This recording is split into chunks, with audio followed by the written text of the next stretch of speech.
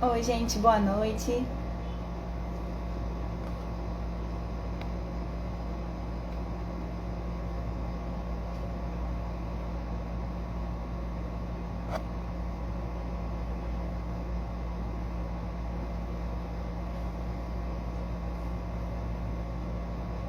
Boa noite, gente. Espero que esteja tudo bem com todos vocês.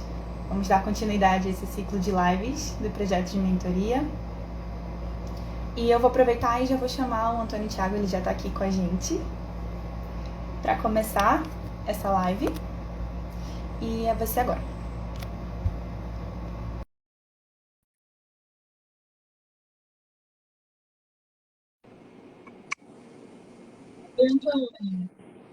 Oi, tudo bem? Boa Tudo noite. bem? Boa noite. Como é que você está? Eu tô bem, graças a Deus. E você? Também, tudo certo por aqui. Já me sentindo honrado aí pelo convite e já desejo boa noite para todo mundo que está aí assistindo e está acompanhando esse ciclo de lives sobre a competição de arbitragem. É, foram 3 eventos já nas últimas 3 semanas. Esse nós vamos finalizar falando sobre a fase oral com uma das pessoas que alcançou o quarto lugar, se eu não me engano, em menções honrosas na Camarb. Não lembro o ano exatamente, mas acredito que 2018. Me corrija se eu estiver errado, Antônio. 2017. 2017. Então, o Antônio vai dar várias dicas sobre como se portar, o que fazer, como elaborar o roadmap, etc. Várias diquinhas legais para a fase oral da Camarb, que está vindo por aí. E como eu já falei, nós vamos encerrar o ciclo de lives do projeto de mentoria para a Camarb. Meu nome é Laide Vasconcelos, eu sou diretora executiva do NEA. E para a gente começar, eu vou pedir para o Antônio falar um pouquinho sobre ele, o que, quem ele é, o que ele faz. Fique à vontade, as palavras são suas. Então, mais uma vez, boa noite para todo mundo. Agradeço a presença de todos. Meu nome é Antônio Thiago, como todo mundo já pode ver aí no leitor, né? Sou advogado atualmente, atuo com direito tributário e também societário, mas assim, mais tributário, tudo bem? E o mundo da arbitragem, para mim, começou em 2017. Foi a única vez que participei como competidor. Desde então, comecei a participar de vários eventos. Já atuei na competição como árbitro, como coach e como competidor em 2017. Me filiei, me associei, na verdade, à Academia Brasileira de Direito Civil e lá, hoje em dia, está sendo fundado uma divisão responsável por estudos em direito privado e assim, eu tenho a vontade já de expandir ainda mais o estudo sobre arbitragem, principalmente aqui no Amazonas, onde temos o Polo Industrial de Manaus, temos uma série, temos uma parcela bem grande de empresas e com certeza representa um ambiente propício ao desenvolvimento da arbitragem. É mesmo, é um momento muito propício para a gente começar. Na verdade, começar não, né? Porque a gente já começou há vários anos, mas instigar cada vez mais a todos conhecerem a arbitragem, o Instituto da Arbitragem e utilizarem ela para resolver seus conflitos. Então, muito legal. Eu sei que tu já és coach de algumas equipes de fora de Manaus, inclusive. Eu não sei se eu podia comentar isso aqui. Não sei se tu pode falar os nomes, mas é muito Por hora é prazeroso segredo. saber. Então, gente, acabei de cometer uma gafe, mas é só para parabenizar novamente o Antônio Thiago. Não é à toa que nós convidamos ele para falar sobre a fase oral, além dele ter se dado super bem na Camarb de 2017, ele carrega esse cargo dele de orador excepcional. Mas vamos começar com as dicas, Antônio Thiago já apresentado.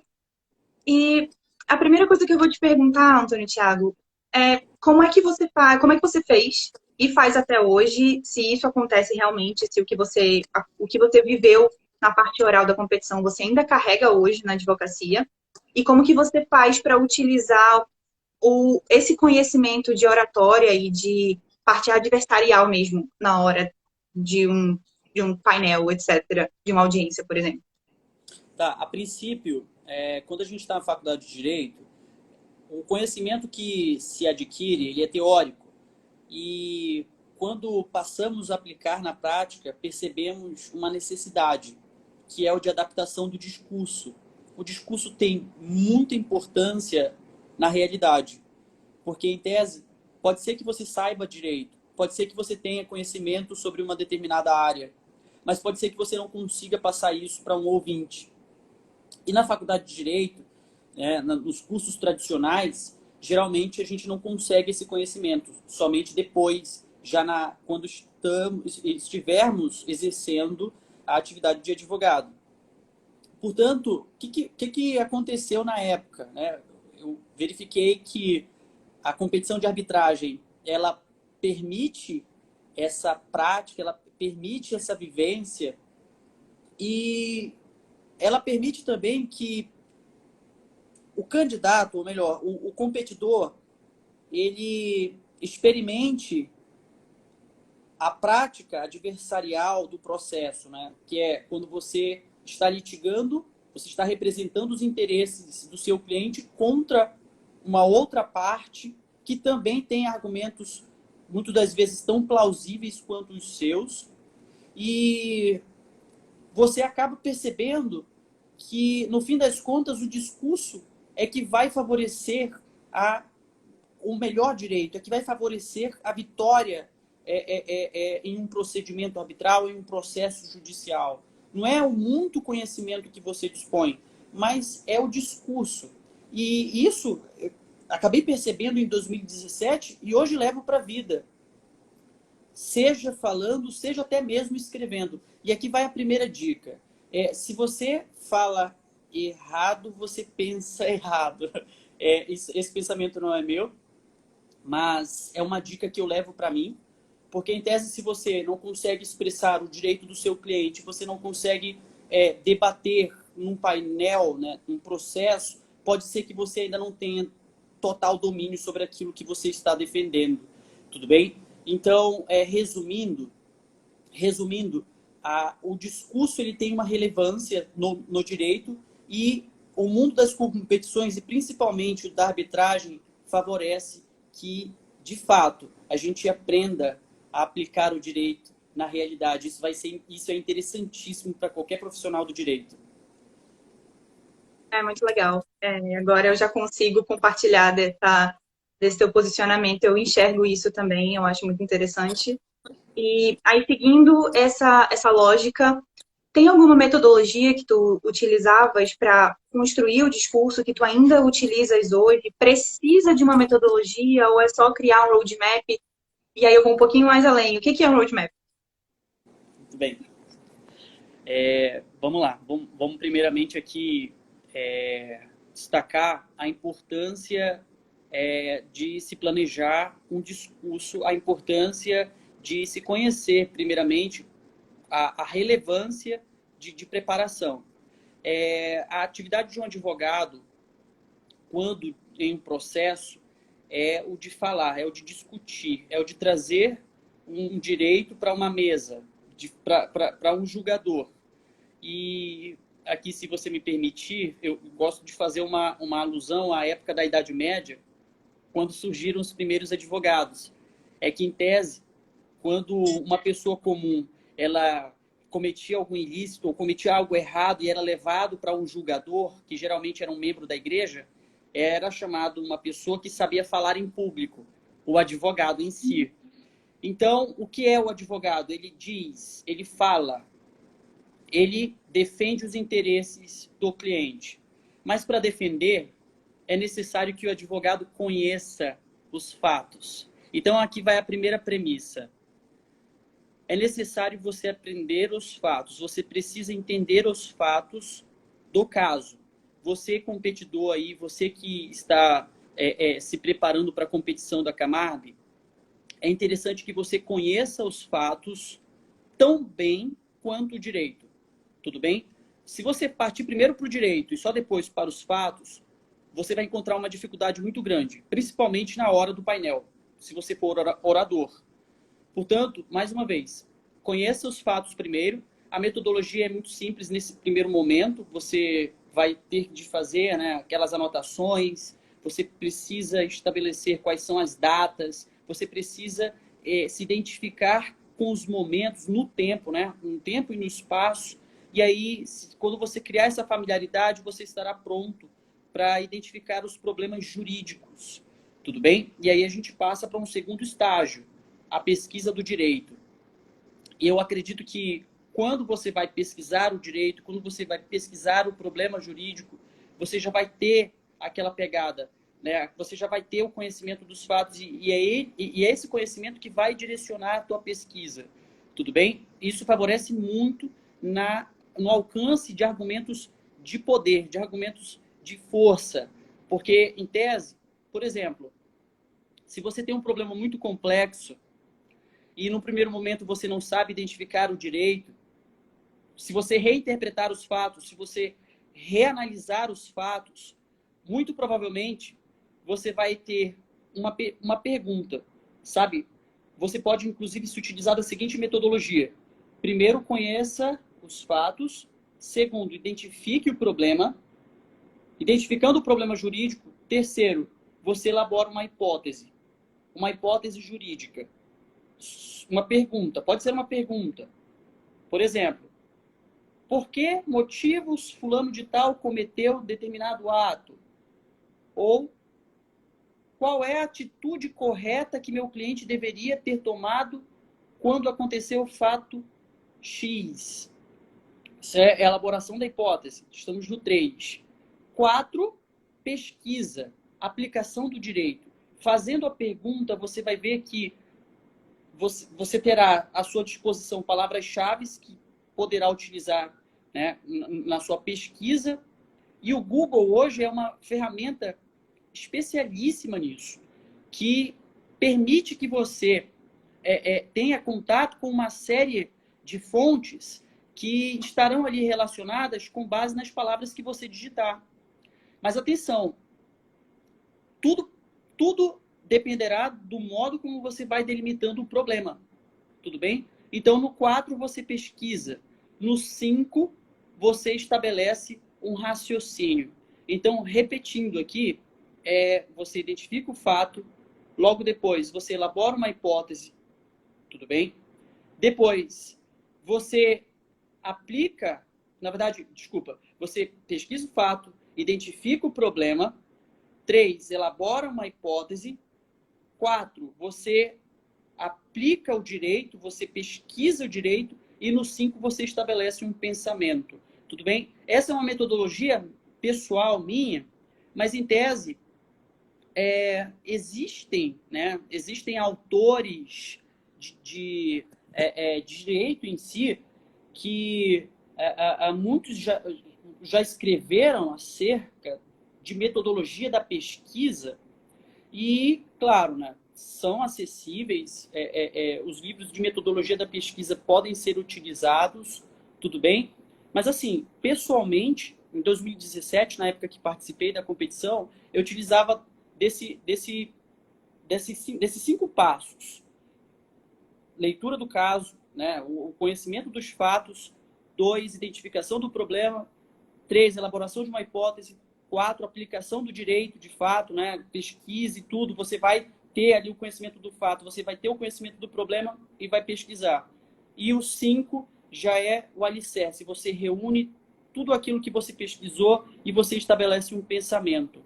A partir daí, você poderá falar para alguém, para um terceiro, para um ouvinte. Tudo bem? Bom, aí a segunda pergunta que você fez foi sobre roadmap.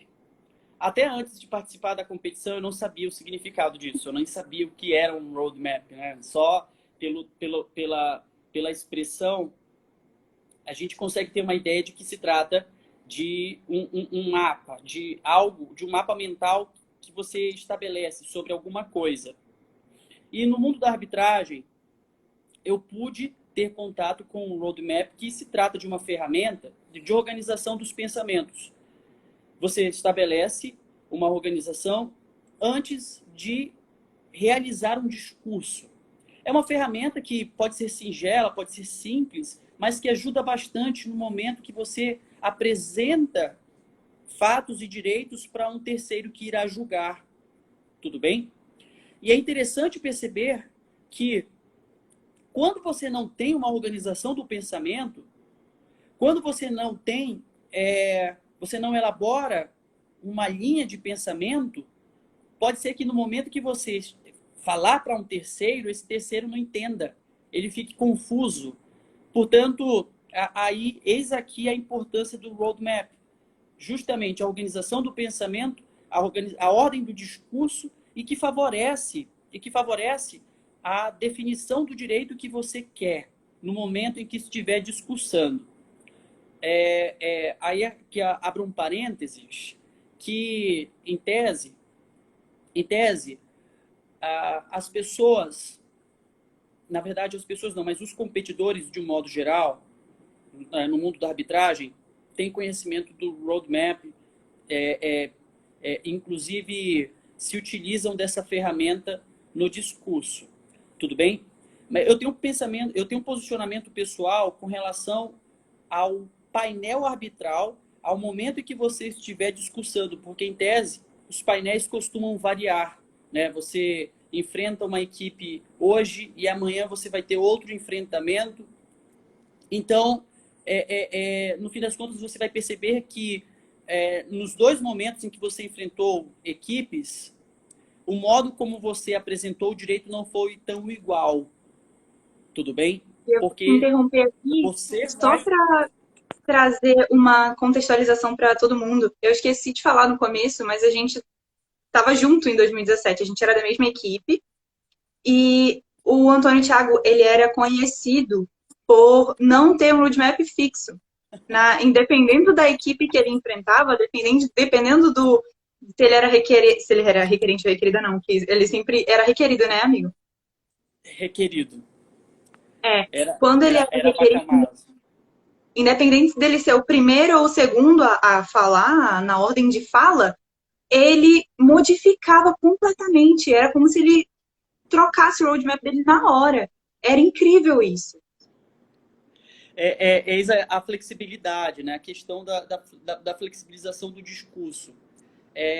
Sintetizando aqui para todo mundo, né? Até para não cansar o raciocínio, e inclusive isso pode ser utilizado na vida, né? Como advogado, como um operador do direito. Você estabelece uma organização do pensamento, mas você deve estar convicto de que o roadmap, ou melhor, a organização do teu pensamento, ele vai servir como um norte. Mas não significa que ele deve ser seguido à risca no momento da sustentação oral. Tudo bem? Porque, em tese, pode ser que você seja pego de surpresa com um argumento novo. Pode ser que um árbitro pergunte algo que você apresentaria futuramente, ou já apresentou e deve retornar. Então, de todo modo, a Laís aqui falou uma verdade. Em tese, eu não fazia roadmap, mas aqui vai o porquê, né? Já até dei a resposta no início do meu discurso. Foi porque eu seguia uma metodologia. Então, os fatos estavam gravados na minha mente. Inclusive, os problemas jurídicos. Então, as hipóteses que eu lançava à mão antes, né, no estudo, anteriormente aos painéis, ficavam na minha mente. Então, elas acabavam que surgiam no momento do discurso ali e calhava, dava certo, tudo bem? Mas, assim, não é o recomendável de um modo geral, porque pode ser que você se sinta menos seguro. E aqui, gente, o tribunal sente quando você está nervoso. O tribunal percebe, o árbitro percebe quando você não está ali seguro de si, você está sofrendo, está nervoso, está tremendo e o teu discurso já está ali aparelhado, parece que você está automatizado. Isso pode pegar ruim. Tudo bem? Pode dar ruim, né? Pode dar mal. Então, resumindo, o roadmap é uma ferramenta de organização do pensamento necessária para que você se sinta mais seguro e, claro, para dar mais clareza ao seu discurso antes antes de sustentar o direito do seu cliente. E agora que você estava falando do tribunal, de sentir o tribunal, que ele sabe o que você está passando ali na hora, eu já vou pular para um outro assunto. Como é que você fazia para sentir o tribunal? Porque eu lembro que quando nós estávamos na mesma equipe, eu não ouvia críticas. O Antônio Thiago era sempre elogiado, não é à toa que ele pegou o quarto lugar na menção honrosa. Mas como é que você fazia para sentir o que o tribunal queria? Só um ponto aqui, uma observação. Eu e Laís participávamos da mesma equipe e foi a primeira vez que o Amazonas passou para as oitavas na época. E, inclusive, foi um feito para a gente.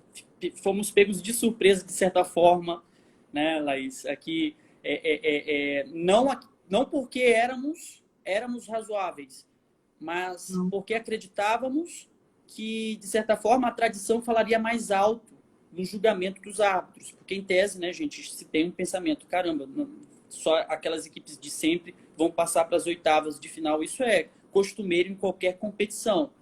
Enfim, de todo modo, quando a gente passou para as oitavas, se fôssemos para as fases posteriores, certamente estaríamos no pódio, seja como melhores oradores, enfim. Então, para o pessoal aí que pensa, poxa, mas é quarto lugar, é porque em tese a gente ficou nas oitavas, na época, em 2017.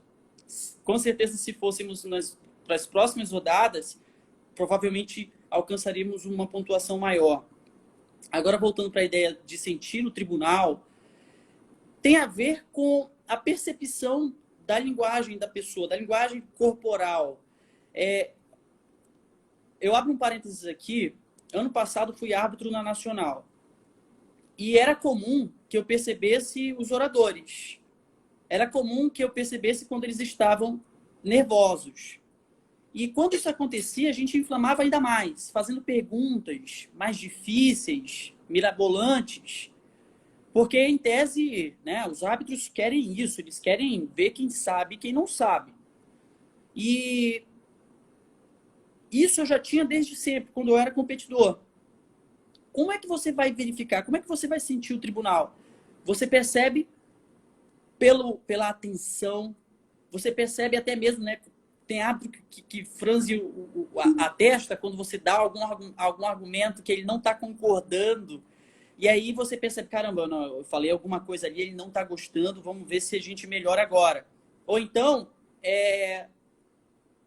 o modo de falar, ele cativa. Tem gente que não sente o tribunal e permanece ali numa constância de entonação. Está falando, e aí, vamos lá, vou dar um exemplo. A pessoa está discutindo sobre determinado argumento e ela se mantém naquela mesma entonação, sabe? Sabe, do início ao fim. Nunca aumenta, não diminui, mas também fica na mesma. Geralmente o tribunal ali, gente, ele não vai se segurar, ele não vai, inclusive, prestar muita atenção. Dificilmente isso acontece, né? De o tribunal prestar atenção de fato quando uma pessoa ela é constante. Então, qual que é a dica? É perceber se os árbitros estão prestando atenção naquilo que você está falando. Atualmente, por meio da videoconferência, é um pouco mais difícil aplicar isso porque você não está presente, né? Existe essa diferença quando você está ali presencialmente frente a árbitros. No entanto, ainda que estejamos de modo virtual, inclusive que essa competição neste ano seja no modo virtual, é possível que você perceba os árbitros ainda assim.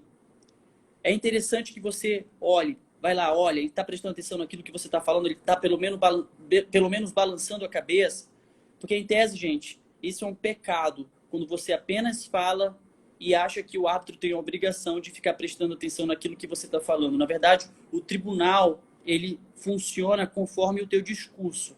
Se ele não for cativante, se ele não prender, então, muito provavelmente, você pode até saber muito do direito, você vai receber uma nota não muito legal, você não vai ser bem avaliado. Tudo bem? Isso. E aí eu vou fazer uma pergunta que mandaram aqui no chat. Como contornar um tribunal que não compra um argumento, que não adota um argumento, que não concorda com você, sem parecer rude ou repetitivo? Como é que tu fazias isso? Ou faz ainda? Vamos lá. Quando tem um árbitro que não concorda, isso aconteceu diversas vezes. Principalmente quando você está lidando com... Quando você tem de representar um cliente que possui interesses que se sobrepõem a um sentimento comum. Vamos falar aqui de onerosidade excessiva. Você tem um cliente que está fazendo jus ao que está escrito no contrato. Você tem um cliente que está dizendo, olha, a contraparte está devendo e eu quero que ela pague. Mas a contraparte está alegando que ela não suporta a obrigação, que está excessivamente onerosa e que não tem condições de adimplir com a obrigação. O senso comum, de acordo com os fatos, né, dependendo dos fatos, vamos pegar o efeito pandêmico do ano de 2020 e aqui fazendo link com o caso deste ano da Camarbe. Né? O caso faz alusão ao efeito pandêmico que está ocorrendo no Brasil, mas que tem a sua origem a partir de março do ano passado e que afetou todas as empresas do Brasil, né? Todas as empresas do setor privado foram aí atingidas por esse efeito pandêmico. O senso comum das pessoas é achar que o efeito pandêmico, de modo invariável, poderá servir como justificativa para a revisão contratual. Tudo bem? Porque, em tese, o senso de justiça é de que se a pessoa não está conseguindo porque ela está sofrendo o efeito pandêmico, porque ela teve as atividades suspensas em razão de uma determinação estatal, ela não pode ser premida a ruína por causa desse efeito. Só que existem interesses privados, né? Existem o interesse dos credores, e pode ser que o teu cliente exija o adimplemento de uma obrigação, ainda que o devedor esteja passando por esses sintomas advindos do efeito pandêmico, né? O efeito da pandemia do coronavírus, desse vírus aí que até então ele não causou somente uma crise na saúde, mas uma crise na economia. E aí, os árbitros, de certa forma, podem estar inclinados, desde o início do painel, a reconhecer o direito do devedor e não do credor, que é o teu cliente. E aí, quando você diz o argumento, dizendo, você pode chegar no painel e dizer assim, olha, pacta sunt servanda, contrato obriga as partes. As empresas se obrigaram à celebração do contrato, portanto, elas não podem se esquivar das obrigações que estão lá, estão objetivas, estão claras. E aí, Então, Thiago, eu vou te interromper mais uma vez só para te dizer, para não aprofundar muito esses argumentos, porque aqui são bem. Dicas para a gente não trazer muito. Porque, em tese, eu quero só dizer para o pessoal aqui Tudo bem. que aí você pode dizer que o contrato está obrigando as partes. Aí, se o árbitro franzir a testa e dizer, olha, não entendo por esse lado. Aí você diz, concordo, senhor árbitro, mas se o senhor entender desta maneira, pode ser que chegue a determinada conclusão. Ou então, você pode dizer, muito bem, senhor árbitro, muito bem pode até soar um pouco estranho, né? Mas se falado da maneira correta, você consegue também. Muito bem, senhor árbitro, o senhor pode também entender desta forma, mas ainda que o senhor entenda desta maneira, o direito que assiste a minha cliente é este. Tudo bem? Eu peguei o efeito pandêmico, que é a questão dos contratos, porque, em tese, o senso comum sempre vai ser pelo devedor, né? Então, quando você diz, você defende o direito do credor, a pessoa pode franzir a testa e dizer que o seu cliente não tem razão. Enfim, de todo modo, a minha dica para você sair desses momentos sensíveis do painel é concordar com o posicionamento do árbitro, mas, ao mesmo tempo, enfatizar o direito do seu cliente. O árbitro, ele vai dizer lá o posicionamento dele, mas você não pode também renunciar ao posicionamento do seu cliente, tudo bem? Aqui é um ponto especialíssimo esse. Não deixe os interesses do seu cliente no momento do painel. Isso. Eu estou vendo aqui os comentários, a Camille falou sobre ser a hora de ser criativo, a abordagem tem que ser completamente criativa nesses casos, e é muito do que você está falando mesmo, Antônio Thiago, tem que ser criativo, tem que ser educado, tem que ser cordial também. Também tem que ter muita postura na hora de falar isso, tem que ter muita segurança.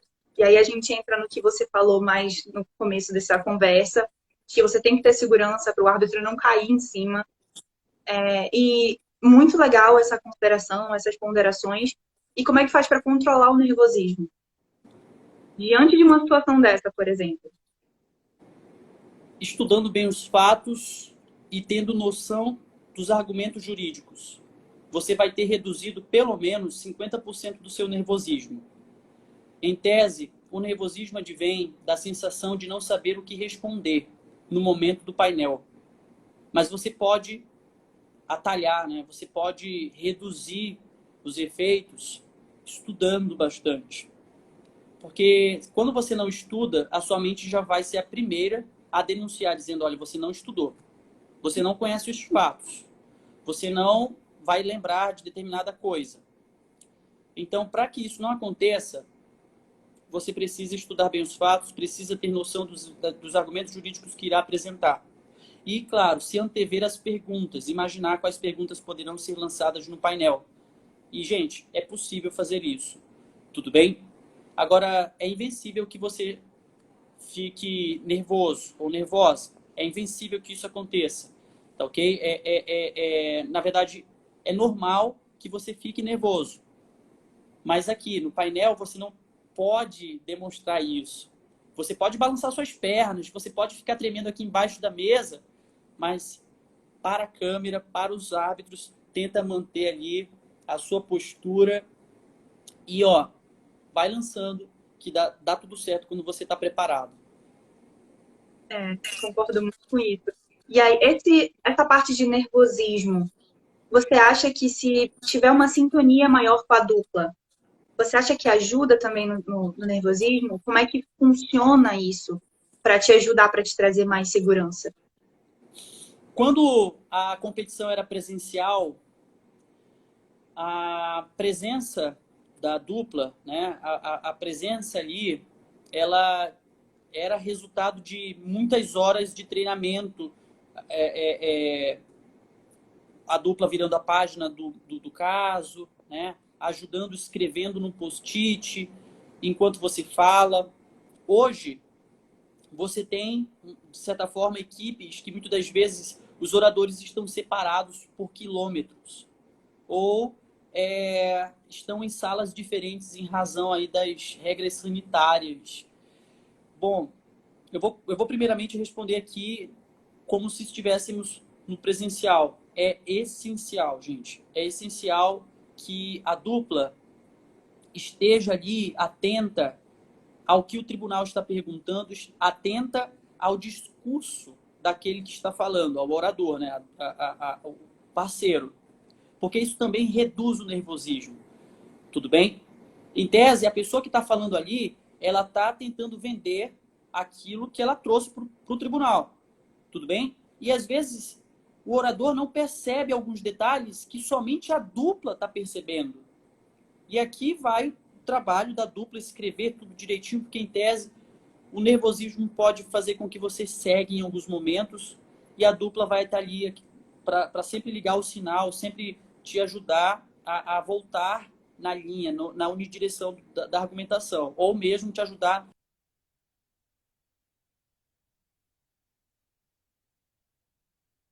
Não sei se é aqui ou se é com o Antônio e Thiago, mas eu acho que temos um probleminha de internet.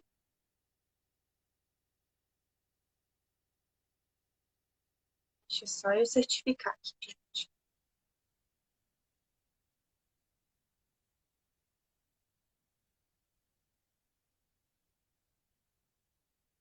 Eu acredito que seja probleminha de internet lá com o Antônio Thiago. Vou pausar aqui e vou ver se ele tem internet para retornar. Só um minutinho.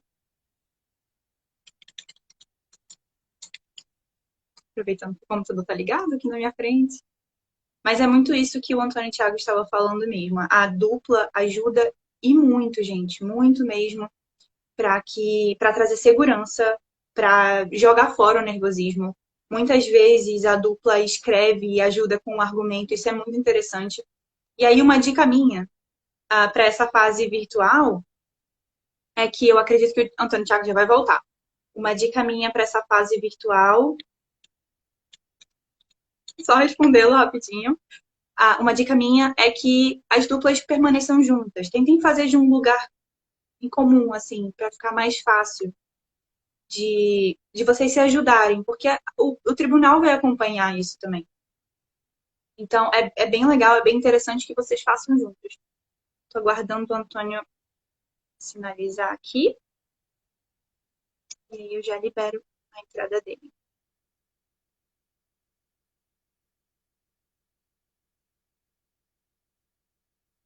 Essas questões de internet sempre pegam a gente desprevenido, infelizmente. Mas ele já vai retornar. Peço só uns minutinhos de paciência para vocês. E a gente volta com as dicas do Antônio Thiago, que são muito interessantes. Eu espero que vocês estejam com papel e caneta aí para anotar todas elas. Se não tiverem, também não tem problema, a live vai ficar salva. Vocês vão conseguir ver tudo depois com mais calma, levar isso para a equipe de vocês, para, enfim, dar continuidade, melhorar sempre o trabalho, porque esse é o objetivo, é ajudar vocês a conquistar, galgar as altas posições na competição. Pelo visto, ele não está conseguindo voltar. Acredito que seja a internet dele. Ficou somente. Eu ia fazer só mais uma perguntinha para ele, então vou ver se ele consegue. Mas antes eu vou responder o que a Camila acabou de comentar aqui. Ela falou: imagina isso em um painel. Os perigos da realidade online. Gente, isso é muito comum. Que uma pessoa caia no meio do painel. Não aconteceu enquanto eu estava arbitrando, ainda bem. Pelo bem da própria equipe, né?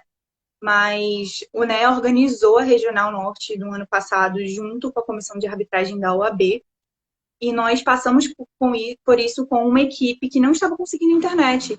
Então, foi interessante aguardar eles conseguirem internet para dar continuidade. Isso acontece muito, é muito normal.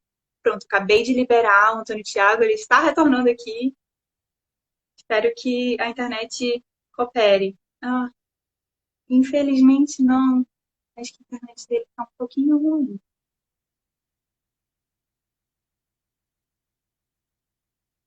Boa pontuação, Camila.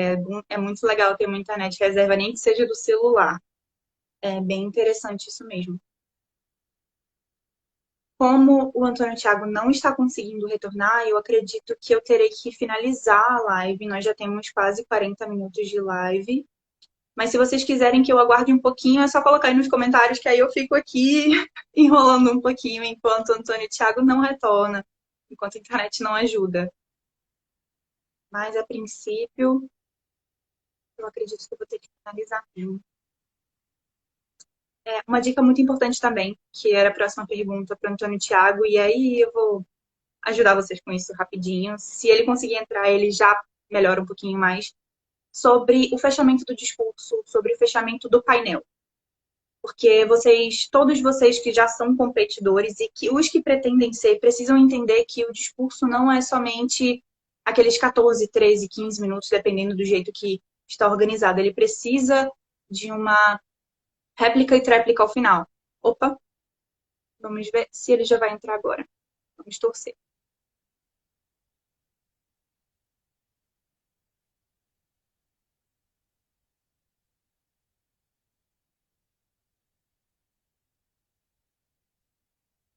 Será que vai?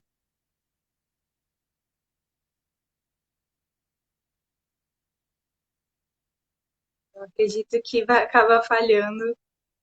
internet está um pouquinho ruim por lá. Mas, enfim, é interessante que vocês tenham conhecimento do que é uma réplica e uma tréplica. É muito interessante vocês se prepararem para fazer réplica e tréplica, que nada mais é do que você separar meio minuto ou 1 minuto no final do seu discurso. Claro que os árbitros vão abrir, vão disponibilizar um tempo para você fazer isso, para se preparar para dar um punch, sabe? Para responder os argumentos da outra parte de uma forma muito breve, principalmente atacando. Não sei se eu poderia estar dando isso, não sei se essa dica é muito profunda, mas principalmente o ponto mais delicado do discurso. E arrasar, assim, com o competidor da outra dupla. Bom, eu acredito que o Antônio não vai conseguir retornar. Algumas falhas técnicas, inclusive pela internet. Nos desculpem por isso. Vou tentar uma última vez para ver se ele consegue entrar. Ah, voltou. Oi, Antônio. Que bom que você conseguiu voltar. Olha, isso pode acontecer na arbitragem, na competição. Caiu a internet, e agora? Eu acabei de falar sobre isso.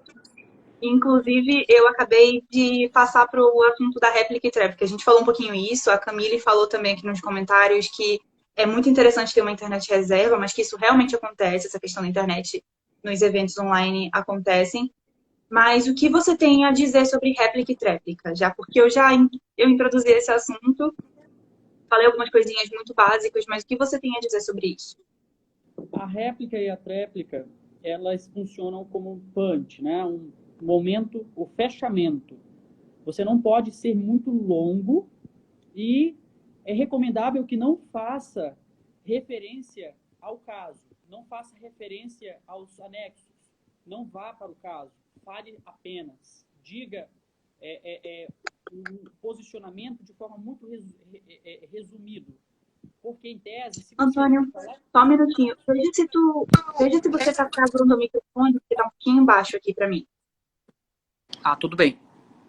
Agora está perfeito. Pode falar. Agora melhorou? Sim, melhorou. Vamos lá. Retornando, a réplica e a tréplica funcionam para fechar o discurso. Você não precisa ser muito longo e também você não pode ir para o caso. Não pode falar de páginas, porque pode ser que o árbitro te pergunte sobre que página você está falando, de que anexo do caso. Porque se você cometer esse erro, você vai ter que buscar a página e aí só nessa busca você pode perder momentos preciosos. Então a recomendação é que não faça referência ao caso, né? Não faça referência à paginação. Pode até falar sobre um fato em específico, sobre o direito do teu cliente, mas é interessante não mencionar sobre páginas. E é um punch. A réplica e a tréplica é o momento que você vai bater na dificuldade da contraparte. Você deve identificar a fragilidade do discurso da contraparte e bater nela na réplica ou na tréplica. A sua dupla pode ajudar nesse momento. Ela pode identificar qual é o ponto que está mais sensível no discurso da contraparte. Vou dar um exemplo aqui, rapidamente. O último painel que participei, em 2017, foi contra a UFMG, a Universidade Federal de Minas Gerais. E eu lembro que a contraparte, na réplica, trouxe citação de vários autores de direito civil. Mas a sacada era que todos já não estavam mais vivos, já não são mais vivos.